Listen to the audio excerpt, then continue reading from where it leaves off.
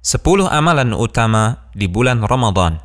Pertama, melakukan ibadah puasa. Rasulullah SAW bersabda yang artinya, barang siapa yang berpuasa Ramadan dengan penuh keimanan dan mengharapkan pahala, maka akan diampuni dosanya yang telah lalu.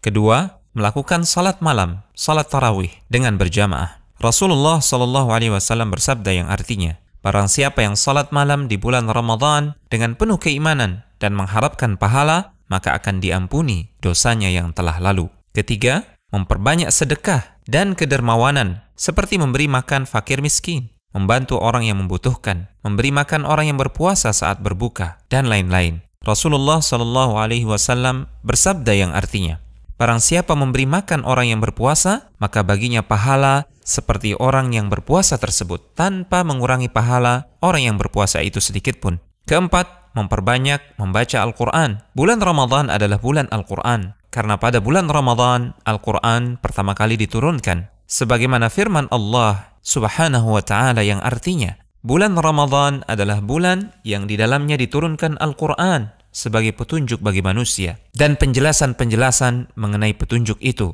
serta pembeda antara yang hak dan yang batil. Kelima, melaksanakan ibadah umrah. Rasulullah SAW bersabda yang artinya, umrah pada bulan Ramadan sama pahalanya seperti melakukan haji. Keenam, melakukan i'tikaf di masjid. Dari Aisyah radhiyallahu taala anha, beliau mengisahkan, sesungguhnya Rasulullah SAW melakukan i'tikaf di 10 hari terakhir Ramadan hingga Allah Subhanahu wa taala mewafatkan beliau. Kemudian para istri beliau sepeninggal beliau juga melakukan i'tikaf.